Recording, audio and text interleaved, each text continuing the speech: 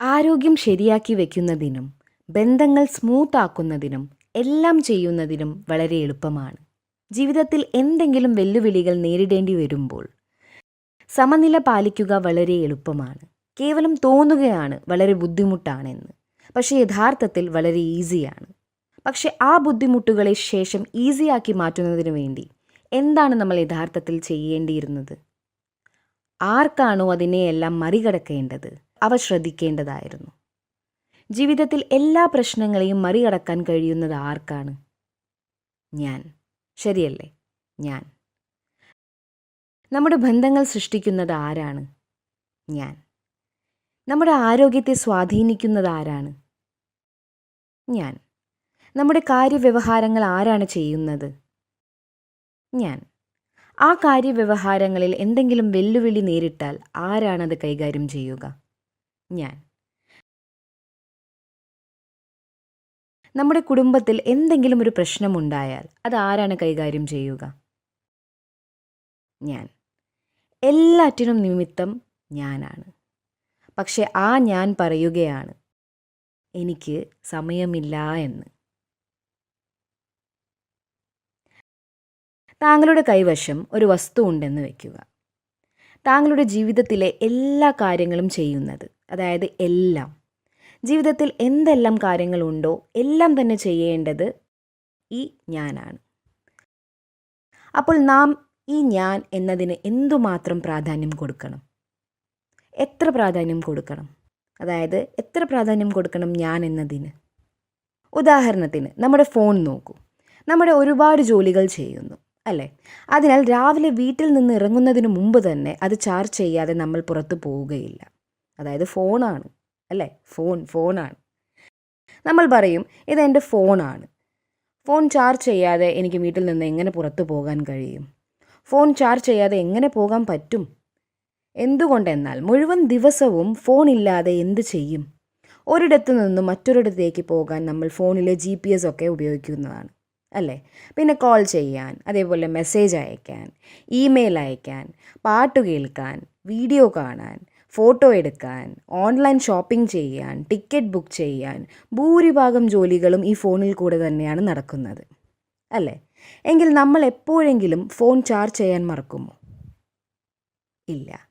കാരണം നമുക്കറിയാം നമുക്ക് ഈ ഫോൺ ചാർജ് ചെയ്യാതെ ഒരു ജോലിയും ചെയ്യാൻ കഴിയുകയില്ല എന്ന്. പക്ഷെ ആ ഫോണിനെയും ഉപയോഗിക്കുന്നത് ആരാണ്? ഞാൻ. ഫോണിനെയും ഉപയോഗിക്കുന്നത് ആരാണ്? ഒരു പ്രയോജനകരമായ വസ്തുവുണ്ട്, പക്ഷെ അതിന് സദുപയോഗം മാത്രം ചെയ്യണം. എനിക്കൊരു നല്ല ഫോണുണ്ട്, പക്ഷെ അതിൻ്റെ പ്രയോജനത്തെക്കുറിച്ച് പകുതി പോലും എനിക്കറിയില്ലെങ്കിൽ ഞാൻ അതിൻ്റെ പ്രയോജനം പൂർണ്ണമായും എടുക്കുന്നില്ല എന്നാണ് അർത്ഥം. അപ്പോൾ ഞാൻ അതിനെ ശരിയായി ഉപയോഗിക്കാൻ പഠിച്ചിട്ടില്ല എന്നാണ്. അപ്പോൾ ഞാൻ ശരിയായിരിക്കണം. പക്ഷേ എന്താ പറയുക? അതായത് എപ്പോഴും പറയുകയും കേൾക്കുകയും ചെയ്തുകൊണ്ടിരിക്കുന്ന ഒരു പൊതുവായ വാക്കുണ്ടല്ലോ, അതായത് എനിക്ക് സമയമില്ല എന്ന്. ആരോ ഒരിക്കൽ പറഞ്ഞിട്ടുണ്ടാകാം അങ്ങനെ. അയാൾ പറയുന്നത് കേട്ട് ആളുകൾ പറഞ്ഞിട്ടുണ്ടാവാം ആ വാക്ക് വളരെ ശരിയാണ് എന്ന്. ശരിയാണ്, എനിക്ക് എവിടെയാ സമയം? പിന്നെ കുറച്ച് ദിവസത്തിന് ശേഷം ഒരു 5 പേരും കൂടിയും പറയാൻ തുടങ്ങി. ഇപ്പോൾ സ്കൂളിൽ എങ്ങനെയാണ് ഏതോ ഒരു കുട്ടി എന്തെങ്കിലും പറഞ്ഞു, പിന്നെ വേറെ 5 മറ്റു കുട്ടികൾ കൂടിയും ആ വാചകം കോപ്പി അടിക്കും. പിന്നെ TV-യിൽ ആരോ പറഞ്ഞു എനിക്ക് സമയമില്ല എന്ന്.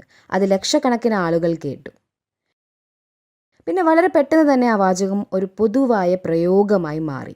അതായത് എനിക്ക് സമയമില്ല എന്ന്. പിന്നെ നാം എത്ര പ്രാവശ്യം ആ വാചകം, അതായത് എനിക്ക് സമയമില്ല എന്ന് ഉച്ചരിക്കുന്നുവോ, പിന്നെ നമുക്ക് ജീവിതത്തിൽ സമയത്തിൻ്റെ ലഭ്യത കുറഞ്ഞു പോകുന്നു. ഇപ്പോൾ ചോദ്യം ഇതാണ്, നമുക്ക് സമയമില്ലാത്തതുകൊണ്ടാണോ അതോ ശക്തിയില്ലാത്തതാണോ? നമുക്ക് എന്തെങ്കിലും ഒരു ജോലി ചെയ്യണമെന്നുണ്ടെങ്കിൽ എനിക്ക് ശക്തി വേണം, ശരിയല്ലേ? ഏതൊരു കാര്യം ചെയ്യുന്നതിനും ഞാനാണ് കൂടുതലോ അതിലുമധികമോ സമയമെടുക്കുന്നത്. ഓരോ കാര്യം ചെയ്യുന്നതിനും കൂടുതൽ സമയമെടുക്കുന്നു. എന്തുകൊണ്ടെന്നാൽ ഞാൻ ഏതെങ്കിലും ജോലി ചെയ്യാൻ ഇരിക്കുമ്പോൾ എന്നിൽ മറ്റു പല കാര്യങ്ങളും നടന്നുകൊണ്ടിരിക്കുകയാണ്.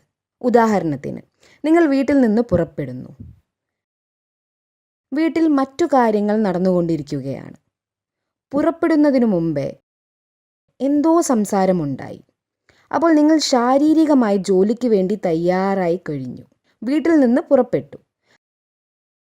പക്ഷേ എനിക്ക് 2 സ്ഥലത്തേക്കും, അതായത് ജോലി സ്ഥലത്തേക്കും വീട്ടിലേക്കും പോകാൻ കഴിയും. ഇത് ശാരീരികമല്ല, പക്ഷെ ജോലി സ്ഥലത്ത് ഇരുന്നു കൊണ്ട് തന്നെ എനിക്ക് വീട് സന്ദർശിക്കാൻ കഴിയും, അഥവാ വീട്ടിലിരുന്നു കൊണ്ട് തന്നെ ജോലി സ്ഥലത്ത് എത്തിച്ചേരാനും കഴിയും. അപ്പോൾ ഒരേ സമയത്ത് തന്നെ പല ജോലികളും നമ്മൾ ചെയ്യുന്നു. അതിനാൽ ഇതിന് എവിടെ ഇരിക്കേണ്ടതുണ്ടോ അവിടെ ഇരുന്നു കൊണ്ട് എങ്ങനെ ചിന്തിക്കണം.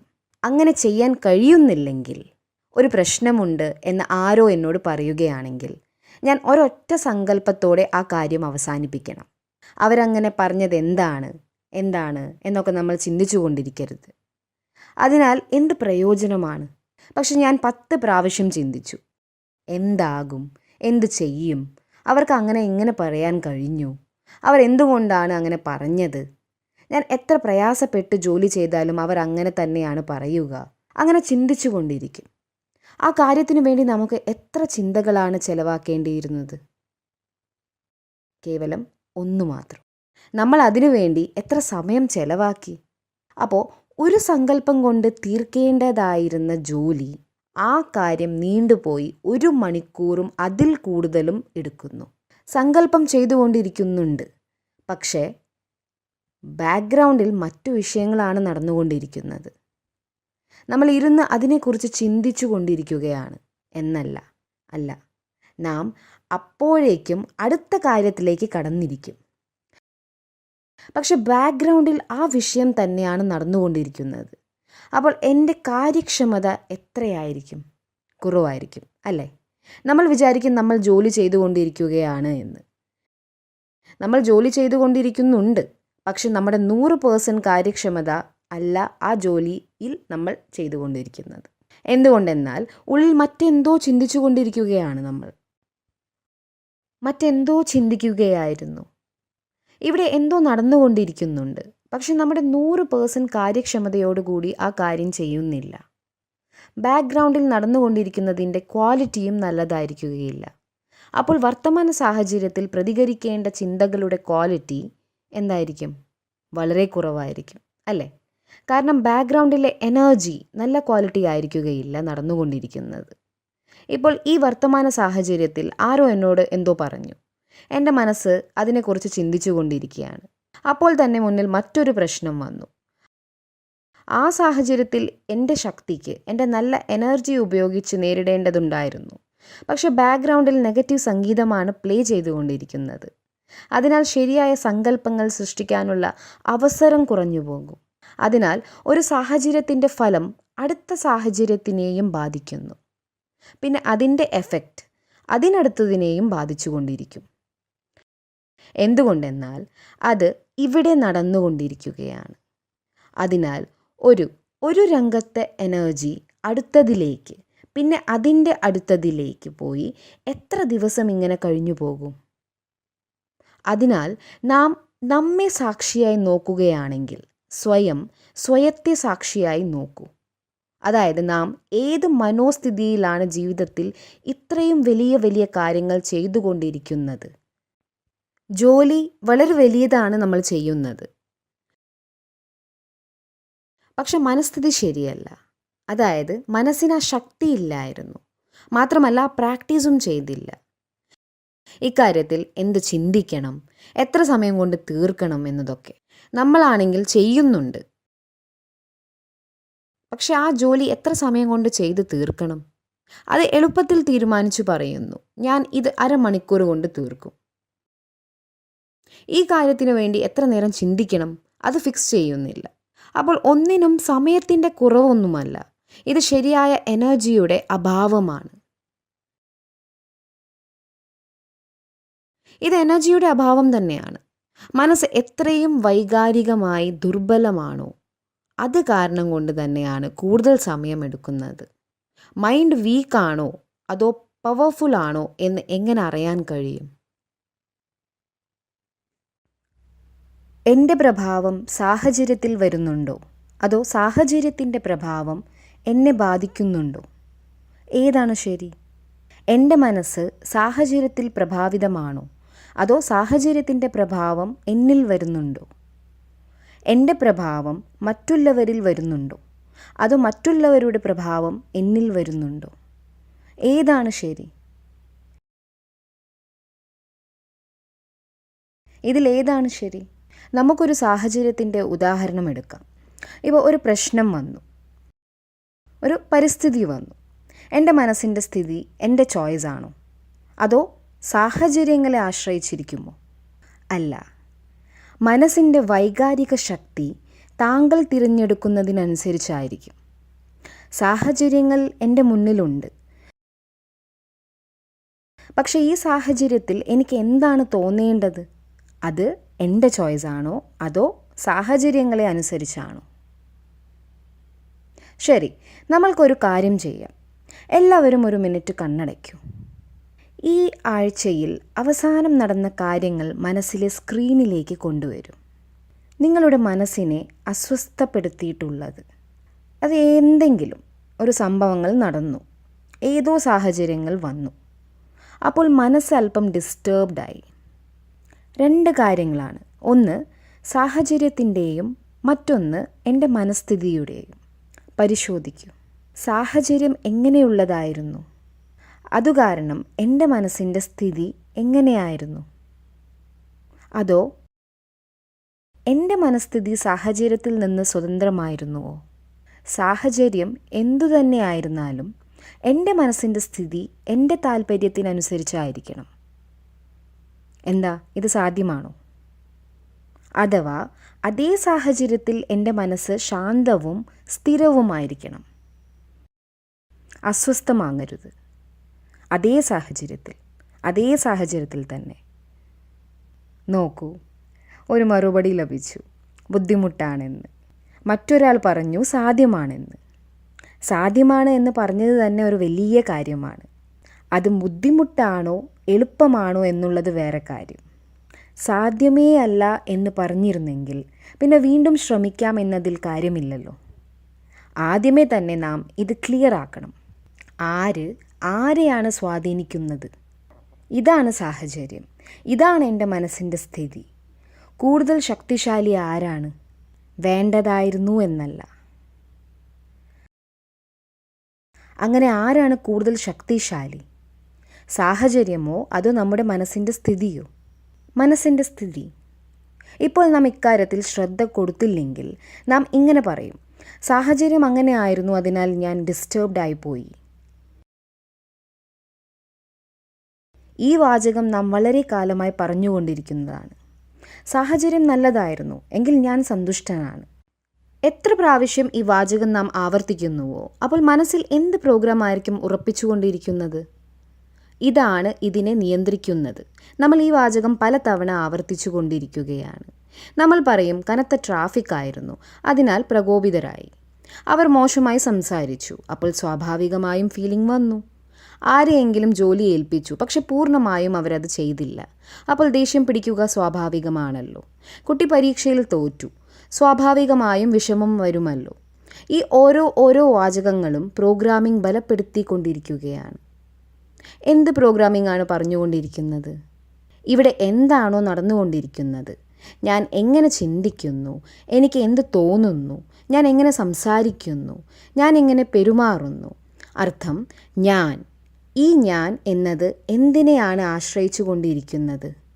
സാഹചര്യങ്ങളെ. എത്ര ദിവസമായി? ഇത് നമ്മൾക്ക് പോലും അറിയില്ല. അത് സാധാരണയാണ്, സ്വാഭാവികവുമാണ്. ഇപ്രകാരം സാഹചര്യങ്ങളെ ആശ്രയിക്കുന്നത് പതിവായിരിക്കുകയാണ്. നമ്മൾ പറയും, സാഹചര്യം എപ്രകാരമോ നമ്മുടെ മൂഡും അതുപോലെ തന്നെ ആയിരിക്കുമെന്ന്. ഈ ഇക്വേഷൻ തന്നെ ശരിയാണ് എന്നാണ് നമ്മൾ പറയുക. സാഹചര്യം, സിറ്റുവേഷൻസ് ഇവയൊന്നും എൻ്റെ തീരുമാനങ്ങൾക്കനുസരിച്ചായിരിക്കില്ല. സിറ്റുവേഷൻസ്, പരിസ്ഥിതി എൻ്റെ ഇഷ്ടത്തിനനുസരിച്ചല്ല സംഭവിക്കുക. അല്ല, നമ്മൾ ചിന്തിക്കുന്നത് ഒന്ന്, പക്ഷെ സാഹചര്യം പെട്ടെന്ന് വ്യത്യസ്തമായ മറ്റൊന്നിലേക്ക് നയിക്കുന്നു. മറ്റുള്ളവർ ഇങ്ങനെ സംസാരിക്കണമെന്ന് നമ്മൾ പ്രതീക്ഷിക്കുന്നു, പക്ഷെ അവർ പൂർണ്ണമായും വ്യത്യസ്തമായ രീതിയിൽ സംസാരിക്കുന്നു. ഇതിന് നമ്മൾ പുറമേ ഒന്നും പോകണമെന്നില്ല. വീട്ടിലുള്ളവരിൽ നിന്നുപോലും പ്രതീക്ഷിക്കുന്നു ഉദ്ദേശിച്ച രീതിയിൽ പ്രതികരിക്കുമെന്ന്, പക്ഷെ അവർ പെട്ടെന്ന് മറ്റൊരു രീതിയിലാണ് പെരുമാറുന്നത്. അപ്പോൾ മുഴുവൻ ദിവസവും നോക്കുമ്പോൾ എത്രയെത്ര സാഹചര്യമാണ് ഒന്നിനു പിറകെ മറ്റൊന്നായി, ഒന്നിനു പിറകെ മറ്റൊന്ന്, അതിനു പിറകെ മറ്റൊന്ന്, അങ്ങനെ എത്ര സാഹചര്യങ്ങളാണ് ദിവസവും നമ്മൾ നേരിടേണ്ടി വരുന്നത്. കേവലം സാക്ഷിയായിരുന്നു നോക്കൂ, നമ്മൾ എന്ത് പ്രോഗ്രാമിംഗ് ആണ് മനസ്സിൽ നടത്തിക്കൊണ്ടിരിക്കുന്നത് എന്ന്. മുഴുവൻ ദിവസവും ഒന്നിനു പുറകെ ഒന്ന്, പിന്നെ മറ്റൊന്നായി എത്ര സിറ്റുവേഷൻസ് ആണ്. ഒപ്പം നമ്മൾ ഇങ്ങനെയാണ് പറയുക, എൻ്റെ മനസ്സിൻ്റെ സ്ഥിതി ഇതിനെ ആശ്രയിച്ചാണ് ഇരിക്കുന്നത്. മാത്രമല്ല ഈ സീനുകൾ അല്പം സമയത്തിനു ശേഷം വീണ്ടും മാറുകയും ചെയ്യുന്നു. ചിലപ്പോൾ നല്ലതായിരിക്കും, ചിലപ്പോൾ മോശം, ചിലപ്പോൾ വളരെ നല്ലത്, ചിലപ്പോൾ വളരെ മോശം. ഫ്ലക്ച്വേഷൻ. പിന്നെ നമ്മൾ പറയും എൻ്റെ മനസ്സ് സാഹചര്യങ്ങൾക്ക് ആശ്രയിച്ചായിരുന്നു എന്ന്. അപ്പോൾ എൻ്റെ മനസ്സിനും ഇന്ന് മുഴുവൻ ദിവസവും എന്ത് സംഭവിക്കും? എൻ്റെ മനസ്സ് സാഹചര്യങ്ങൾക്ക് ആശ്രയിച്ചാണ് ഇരിക്കുന്നത് എന്ന് തോന്നുകയാണെങ്കിൽ, പക്ഷേ എനിക്ക് സന്തോഷമായിരിക്കണം എങ്കിൽ എൻ്റെ ജീവിതത്തിൽ സാഹചര്യങ്ങളെല്ലാം എങ്ങനെയായിരിക്കണം? പെർഫെക്റ്റ്. അതല്ലേ? പെർഫെക്റ്റ് ആയിരിക്കണം. എന്തുകൊണ്ടെന്നാൽ സാഹചര്യം പെർഫെക്റ്റ് ആണെങ്കിൽ അപ്പോൾ ഞാൻ പെർഫെക്റ്റ് ആയിരിക്കും. അപ്പോൾ ഞാൻ എന്നതിൻ്റെ സിമ്പിൾ ഫോർമുല കേൾപ്പിച്ചു. ഞാൻ എന്നത് സാഹചര്യത്തെ ആശ്രയിച്ചാണ് ഇരിക്കുന്നത്. ജീവിതം മിക്കവാറും ഇങ്ങനെ കഴിഞ്ഞുപോയി. ഇന്ന് സാഹചര്യം കൂടുതൽ ചഞ്ചലപ്പെട്ടുകൊണ്ടിരിക്കുകയാണ്. ഈ സമയം വരെ സാഹചര്യങ്ങൾ ഞങ്ങൾ ഏതാണ്ട് ശരിയായിട്ടായിരുന്നു പോയിക്കൊണ്ടിരുന്നത്. മാത്രമല്ല ഞാൻ സാഹചര്യങ്ങളെ ആശ്രയിച്ചു കൊണ്ടും ഇരുന്നു. അതിനാൽ ഞാനും ഏതാണ്ട് കൂടിയും കുറഞ്ഞുമുള്ള സ്ഥിതിയിലായിരുന്നു. നമ്മൾ വിദ്യാഭ്യാസം ചെയ്തു, ഒരു ജോലിയും കിട്ടി. അപ്പോൾ ജനങ്ങൾ പറയും ഇപ്പോൾ അവർ സുരക്ഷിതരാണ്, റിട്ടയർ ചെയ്യുന്നതുവരെ അതുവരെ സുരക്ഷിതരാണ്. മനസ്സും സുരക്ഷിതമായിരുന്നു. എന്തുകൊണ്ടെന്നാൽ ജോലി സുരക്ഷിതമായിരുന്നു, അതിനാൽ മനസ്സും സേഫായിരുന്നു. ഇപ്പോൾ നമുക്ക് അറിയില്ല, ജോലി നഷ്ടപ്പെട്ടിട്ടില്ല. എങ്കിൽ പോലും നമ്മുടെ മനസ്സിനറിയാം നമ്മൾക്ക് എപ്പോൾ വേണമെങ്കിലും ജോലി നഷ്ടപ്പെടാമെന്ന്. അപ്പോൾ മനസ്സിൻ്റെ വിധേയത്വം അങ്ങനെയുള്ള ഒരു റിസ്ക് ഉള്ള കാര്യത്തിലാണ് ആശ്രയിച്ചിരിക്കുന്നത്. ജോലി എപ്പോൾ വേണമെങ്കിലും നഷ്ടപ്പെടാം. മനസ്സിനുള്ളിൽ ഭയവും സുരക്ഷിതത്വമില്ലായ്മയും കാരണം മനസ്സ് അസ്ഥിരമാകുന്നു. അഥവാ ജോലി നഷ്ടപ്പെടുന്നില്ലെങ്കിൽ പോലും ഭയവും സുരക്ഷിതത്വമില്ലായ്മയും ഉണ്ട്. കാരണം ഇവിടെ ലഭിച്ച വിവരം എന്താണ്? എപ്പോൾ വേണമെങ്കിലും എന്തും സംഭവിക്കാം, എപ്പോൾ വേണമെങ്കിലും എന്തും സംഭവിക്കാം. 60-70 വയസ്സിന് ശേഷം ഒരു വ്യക്തിക്ക് ബിപിയോ അല്ലെങ്കിൽ മറ്റസുഖമോ വരുന്ന കാലം എന്നേ കഴിഞ്ഞുപോയി. അത് കഴിഞ്ഞുപോയി. ഇപ്പോൾ ഇങ്ങനെയാണ്, ഏത് സമയത്തും എന്തും സംഭവിക്കാം. വിവാഹത്തിന് ശേഷം ഭാര്യ ഭർത്താക്കന്മാർ ഒരുമിച്ച് ജീവിതകാലം കഴിയുമെന്ന് ചിന്തിച്ചിരിക്കുന്ന കാലമൊക്കെ കഴിഞ്ഞുപോയി. എപ്പോൾ വേണമെങ്കിലും എന്ത് വേണമെങ്കിലും സംഭവിക്കാം. സാഹചര്യങ്ങൾ നോർമലായി പോയിക്കൊണ്ടിരുന്നപ്പോൾ മനസ്സ് സാഹചര്യങ്ങളെ ആശ്രയിച്ചാണ് ഇരുന്നെങ്കിലും അപ്പോഴും കാര്യങ്ങൾ നോർമലായി നടന്നിരുന്നു. പക്ഷേ ഇപ്പോൾ സാഹചര്യങ്ങൾ എത്രയും മാറിക്കൊണ്ടിരിക്കുകയാണ്. ആ മാറിക്കൊണ്ടിരിക്കുന്ന സാഹചര്യത്തെ ആശ്രയിച്ചു കൊണ്ടിരിക്കുന്ന മനസ്സിൻ്റെ സ്ഥിതി എന്തായിരിക്കും? മനസ്സും മാറിക്കൊണ്ടിരിക്കും. എങ്കിൽ ആ മനസ്സിൻ്റെ ശക്തി എങ്ങനെയായിരിക്കും? ഏറിയും കുറഞ്ഞും കൊണ്ടിരിക്കും. ഇപ്പോൾ ആ മനസ്സിൻ്റെ ശക്തിക്ക് എന്ത് സംഭവിച്ചു കൊണ്ടിരിക്കും? ചിലപ്പോൾ കൂടും, ചിലപ്പോൾ കുറയും, അല്ലേ? ചിലപ്പോൾ കൂടും, ചിലപ്പോൾ കുറയും. അപ്പോൾ മനസ്സിൻ്റെ ശക്തി എന്താകും? അത് ചോർന്നുകൊണ്ടിരിക്കും. മാത്രമല്ല സാഹചര്യം കൂടുതൽ ബുദ്ധിമുട്ടുള്ളതായിരിക്കും. കൂടാതെ ആ സാഹചര്യത്തെ ആശ്രയിച്ചു കൊണ്ടിരുന്നതിനാൽ അത് കൂടുതൽ ശക്തി ക്ഷയിക്കുന്നു. ഇപ്പോൾ നമുക്ക് ഈ സമവാക്യത്തെ ഒന്ന് പരിശോധിക്കാം. അവർ അങ്ങനെ ചെയ്തപ്പോൾ ഞാൻ പരവശപ്പെട്ടു എന്നാവും നമ്മൾ പറയുക, അല്ലേ? ജോലി പൂർത്തിയാക്കിയില്ല, അതിനാൽ എനിക്ക് ദേഷ്യം വന്നു. ട്രാഫിക് ഇത്രയും ഉണ്ടായിരുന്നതിനാൽ എനിക്ക് ഇറിറ്റേഷനായി. കുട്ടിക്ക് അസുഖം വന്നപ്പോൾ എനിക്ക് സ്വാഭാവികമായും വിഷമം വന്നു. ഇതാണ് ഒരു ജീവിത രീതി. മറ്റൊരു ജീവിത രീതി ഇങ്ങനെയാണ്. ട്രാഫിക് എത്ര തന്നെ ഉണ്ടായാലും ശരി, എൻ്റെ മനസ്സ് സ്ഥിരമാണ്. കുട്ടിക്ക് അസുഖം വന്നു, എന്നാലും ഞാൻ സ്റ്റേബിളാണ്. ഞാൻ അവരെ ഉപദേശിച്ചു, അവർ ജോലി പൂർത്തിയാക്കിയില്ല, ഞാൻ സ്റ്റേബിളാണ്. ആരോ മോശമായി എന്തോ സംസാരിച്ചു, അത് അവരുടെ സ്വഭാവമാണ്, പക്ഷെ ഞാൻ സ്റ്റേബിളാണ്. ഇങ്ങനെ ജീവിക്കാൻ സാധ്യമാണോ? അത് സാധ്യമാണോ എന്നതല്ല കാര്യം, മറിച്ച് സത്യം എന്താണ്? ഉദാഹരണത്തിന് ഇത് സാഹചര്യമാണ്. ഓക്കെ, ഇത് സാഹചര്യമാണ് എന്ന് വിചാരിക്കുക. ഈ പൂച്ചട്ടിയും എൻ്റെ ജീവിതത്തിൽ ഒരു സാഹചര്യമാകാം. ഇതിനെക്കുറിച്ച് ഞാൻ ഒരു 10 സങ്കല്പങ്ങൾ സൃഷ്ടിക്കുന്നു. കഴിയുമോ ഇല്ലയോ? സാധിക്കും. ഇത് നമ്മുടെ ജീവിതത്തിലെ ഒരു സിറ്റുവേഷനാണ്. സാഹചര്യം വളരെ വലിയതൊന്നുമാകണമെന്നൊന്നില്ല. ഇതും ഒരു സാഹചര്യമാകാം. ഇതിനെക്കുറിച്ച് ചിന്തിക്കാൻ നമുക്ക് ആരംഭിക്കാം. ഇതിനെക്കുറിച്ച് നാം എന്ത് ചിന്തിക്കുന്നുവോ തോന്നുന്നുവോ അത് ഏതിനെ ആശ്രയിച്ചായിരിക്കുന്നത്? ഇപ്പോൾ ഇതേ സാഹചര്യത്തിൽ ഇതിനെക്കുറിച്ച് നമ്മൾ ഓരോരുത്തർക്കും 5 സങ്കല്പങ്ങൾ രചിക്കണം. സാധനം ഒന്ന് തന്നെയാണ്, സാഹചര്യവും സെയിം ആണ്. നമ്മൾ പറഞ്ഞിരുന്നു situation is equal to thought. Situation same. അപ്പോൾ എല്ലാവർക്കും സെയിം സങ്കല്പങ്ങളാണോ? ഇത് നമ്മുടെ ജീവിതത്തിൽ വരുന്ന ഒരു സമസ്യയാണ്. എല്ലാവരുടെ മുന്നിലും ഒരേപോലെയാണ് വന്നത്. എല്ലാവരും ഒരേ രീതിയിലുള്ള ട്രാഫിക്കിൽ പെടാറുണ്ട്. 100 ജീവനക്കാരെ ഒരേ ബോസ് തന്നെയാണ് ശാസിക്കുന്നത്. അത് ഒരേ വിധത്തിൽ ഒരേ തെറ്റിന്. എല്ലാവരുടെയും മക്കൾക്ക് പലപ്പോഴും അസുഖം വരാറുണ്ട്. എല്ലാവരുടെയും മക്കൾക്ക് 12ാം ക്ലാസ് വിജയിക്കണം. അതിനാൽ ഒരുപാട് സമസ്യകൾ എല്ലാവർക്കും ഒരേപോലെയാണ് വരുന്നത്. എങ്കിലും എല്ലാവരുടെയും പ്രതികരണവും സങ്കല്പങ്ങളും ഒരേ സാഹചര്യത്തിൽ വ്യത്യസ്തമായിട്ടാണ് നടക്കുന്നത്. ചിലർ ഒരേ സാഹചര്യത്തിൽ വളരെ വളരെ ചൂടാകുന്നു, ചിലർ വളരെ കുറച്ചു, ചിലർ കുറച്ച് ഹൈപ്പറായിട്ട്, ചിലർ ശാന്തം, ചിലരോ വളരെ ശാന്തം. സാഹചര്യം ആർക്കു വേണ്ടിയും മാറിയിട്ടില്ല.